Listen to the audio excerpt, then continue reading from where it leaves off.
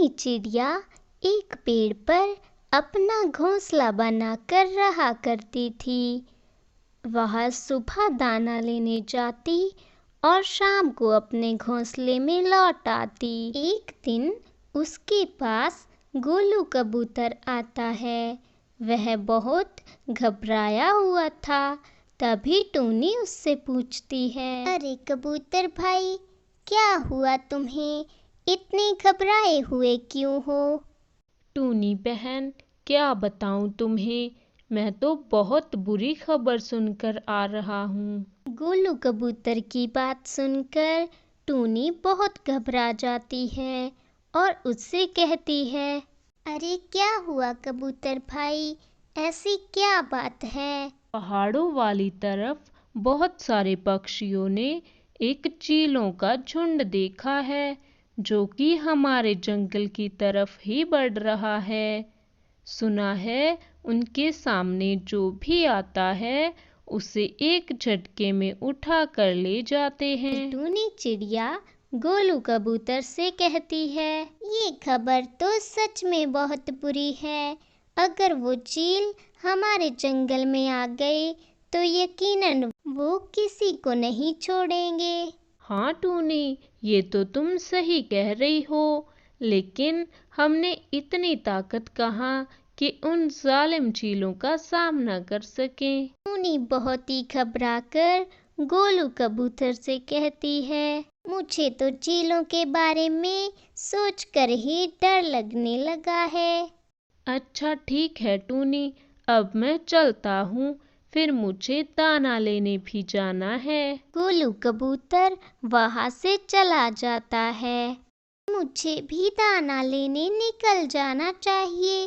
सभी पक्षी चले गए होंगे।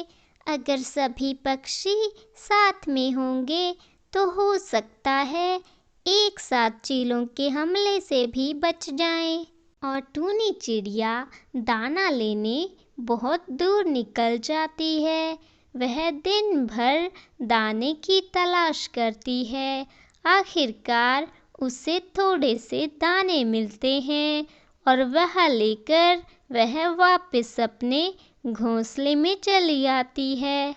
तभी वह देखती है कि बबली तोती बहुत जोर जोर से रो रही है। टूनी वहां जाकर उससे पूछती है, क्या हुआ बबली बहन, तुम इतना क्यों रो रही हो?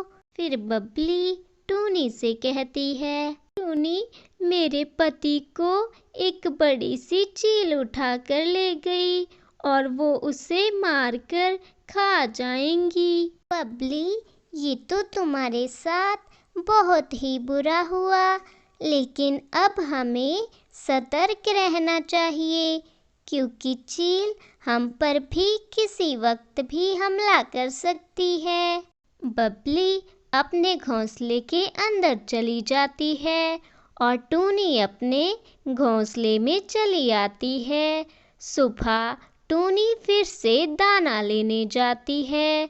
जब टूनी दाना लेने गई हुई थी, एक बड़ी सी चील उसके घोंसले की तरफ बढ़ती है। अरे वाह, यहाँ तो कोई पक्षी रहता है, घोंसले के अंदर जाकर देखती हूँ। चील घोंसले के अंदर चली जाती है, लेकिन वह देखती है कि यहाँ तो कोई भी पक्षी नहीं। धत, यहाँ तो कोई नहीं। सोचा था किसी बच्चे का नरम नरम मांस खाऊंगी, लेकिन घोंसला तो खाली पड़ा है। चील ऐसा सोच रही थी कि तभी उसे खिड़की से टूनी चिड़िया दिखाई देती है, जो कि अपने घोंसले की तरफ ही बढ़ रही थी। लगता है ये घोंसला इसी चिड़िया का है। अगर मैं बाहर गई तो ये भाग जाएगी। मैं यहीं छिपकर बैठ जाती हूँ। जैसे ही चिड़िया अंदर आएगी दबोच लूंगी उसे। टूनी चिड़िया अपने घोंसले के बाहर बैठ जाती है और मन ही मन सोचने लगती है, अरे ये क्या, मैं जब गई थी तो अपने घोंसले का दरवाजा बंद करके गई थी, लेकिन अभी ये खुला हुआ है। मुझे कुछ गड़बड़ लग रही है। तभी टूनी को अपने घोंसले के पास चील का पंख दिखाई देता है। इसका मतलब चील यहाँ आई थी और हो सकता है अब भी वो मेरे घोंसले के अंदर ही हो। मुझे अंदर नहीं जाना चाहिए। और टूनी चिड़िया अपनी बात को पक्का करने के लिए एक तरकीब सोचती है और वह कहती है, मेरे प्यारे जादुई घोंसले, मैं आ गई। क्या तुम मेरा स्वागत नहीं करोगे? टूनी चिड़िया ऐसा कहती है और चील भी अंदर बैठी चुपचाप सुन रही थी। टूनी फिर से कहती है, मेरे प्यारे जादुई घोंसले, क्या कोई परेशानी है?